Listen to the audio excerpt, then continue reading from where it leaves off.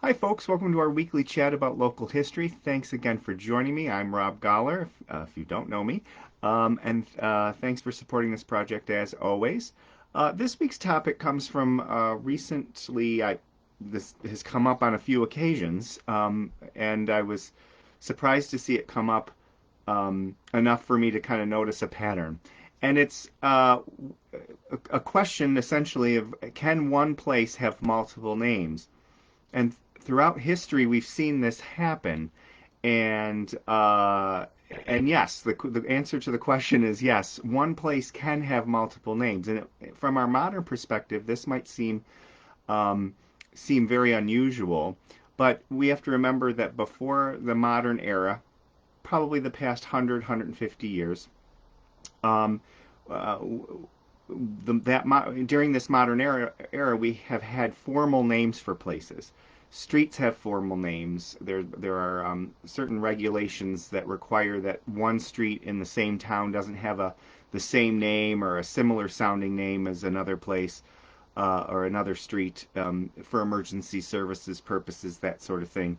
And the same for villages and towns and postal districts. They don't want the same name for two separate places because they don't want to lead to confusion, and every place has to have a distinct name. For instance, we are East Aurora. There's another village of Aurora. We are the town of Aurora, which is distinct from the village of Aurora, which is in the Finger Lakes. That sort of thing. But before the era of formal names for places, places would get names, streets would get names, hamlets would get names just based on who lived there, and very informally how people just started calling it. They just would call it by a name, and it would stick, and people um, would start calling it that. And it had to do a lot with who lived there. For instance, the original name, or one of the original names for the hamlet of Griffin's Mills here in the town of Aurora was Smith's Corners, or Smith's Mills. And that's because the Smith family lived there. Then the Griffin family moves in and it becomes Griffin's Mills. Well, these weren't formal names. It wasn't like the state legislature named it that. And hamlets didn't necessarily, they're unincorporated, they don't have any government. So towns would have formal names because they have a government and the state legislature would form the town. Villages, which are incorporated governments within those towns, would have formal names, and I'll talk about why that was important in a bit. So they would have formal names, but hamlets and streets in many cases would not have formal names. In fact, Underhill Road, for instance, or even Church Street, it would be where the Underhill family lived or where the church stood. And actually, there was a church on Church Street at one time. And it was informal. They'd say turn left at the Elm Street, and there was a giant elm tree at the corner of Elm Street and Main Street, so you know where to turn at the giant elm tree. But they weren't formal names, and that came along later when highways were officially dedicated, but streets were very informal. So with that said, even communities had informal names. The original name of the hamlet of West Falls, there are several good examples here in our community, and you'll find examples in many communities of this happening where one place has had multiple names, and sometimes those names overlap, and places have two different or even sometimes three different names at the same time. And a good example here in our community is the hamlet of West Falls. Now, it didn't become West Falls until 1849 when the post office insisted on a name that was unique from any other community in New York State. And the post office can be to blame, quote unquote, to blame for naming lots of places because they insisted on a formal name and it had to be unique. Well, the original name of the hamlet of West Falls was Crockershire. The Crocker family lived there. And then it became Florence, and the theory there was that some immigrants had settled and they named it Florence after Florence, Italy. Um, and then it became West Falls when the post office in 1849 required that it have a formal name. And it couldn't be Florence, it couldn't continue the name Florence because there was already a Florence, New York. However, we noticed recently I was going through some things And I believe that the community of West Falls was called Crockershire and Florence at the same, called both those names at the same time. We have one reference where it was called Florence, but then we have Mr. Bragg's journals. He lived in South Wales, and he kept a journal every day of his life from the time he was in his teens to when he died in his 90s. And there was an entry in April of 1840 where he's saying, I went to Crockershire. Well, I had always thought that the hamlet was called Florence by then. And then in 1849 it became Westfall. So there is an indication that Crockershire and Florence were used for the hamlet at the same time. And it just sort of was what your tradition was and what you called it. Some people may have called it Crockershire, some people may have called it Florence. Old timers would have called it Crockershire. Newer people might have called it Florence. And so it could have gotten a little confusing when you were referring to the same place with two different names. And that was just because there was not a formal name yet.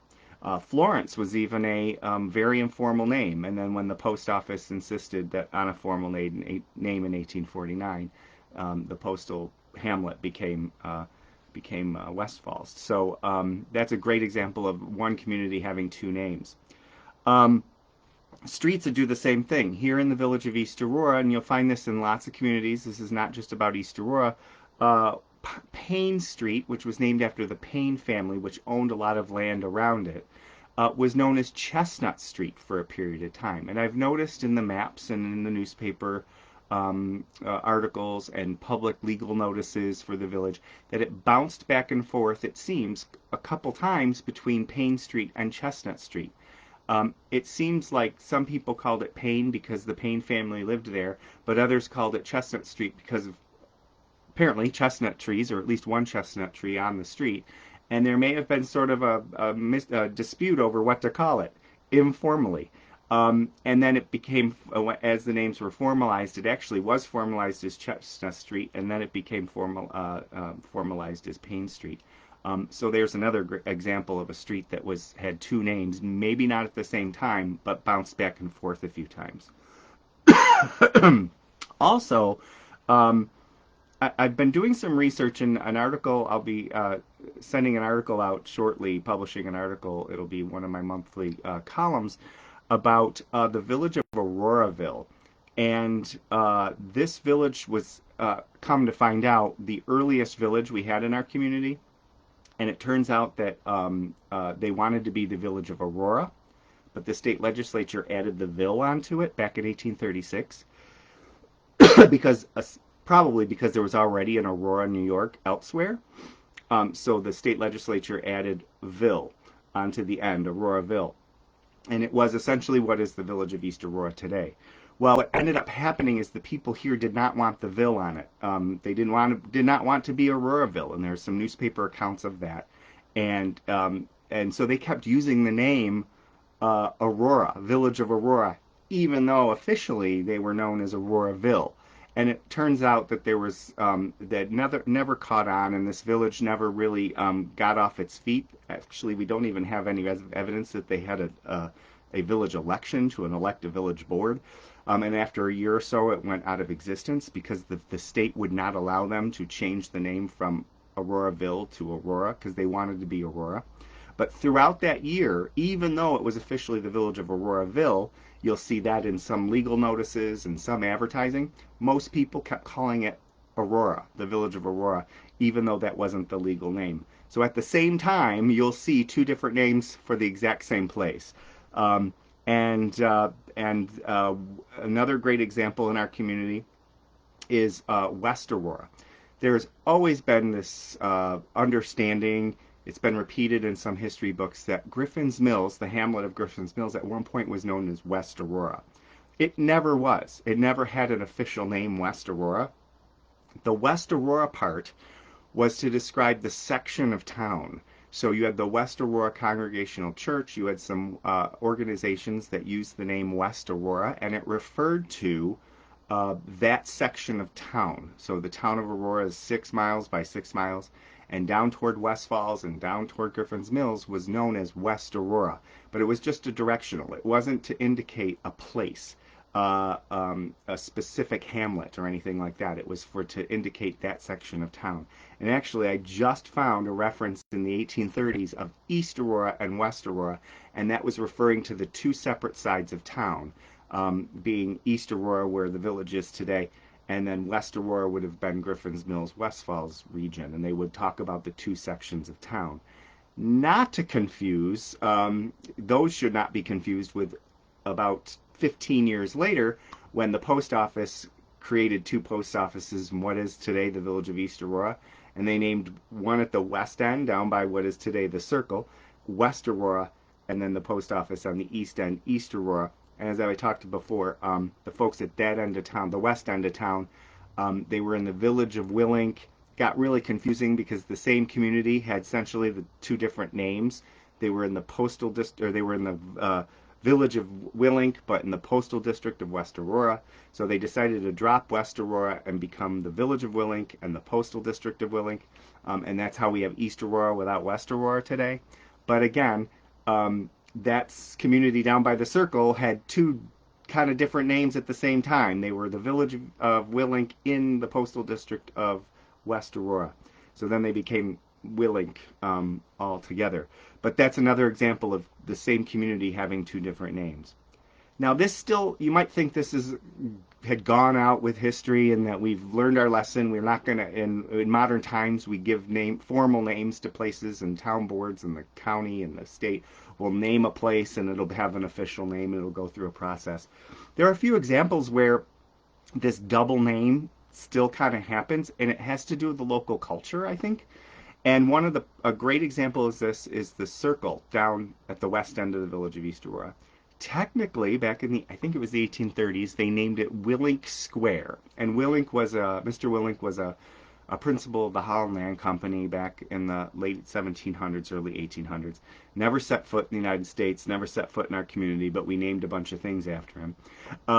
So and the village of Willink, that dissolved in 1874, and then the Willink post office had dissolved during the First World War, and we became the East Aurora post office covering all of East Aurora Village.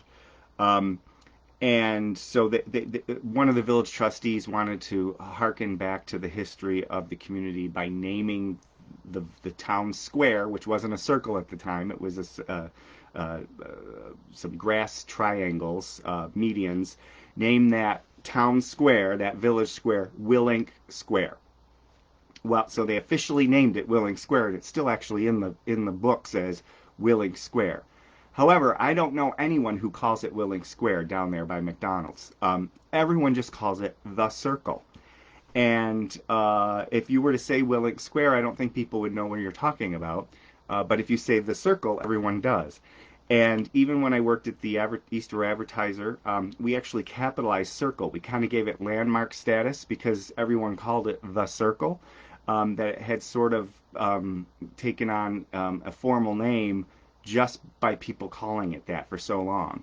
However, it is not the formal name. The Circle is not the formal name of Willink Square. So that's a great example of, it actually has two names, but one is the formal name that no one uses, and one's the informal name that I think everybody does.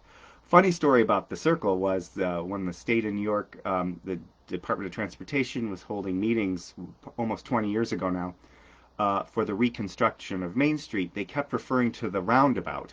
And everybody's sitting in this meeting looking at each other trying to figure out what's this guy talking about.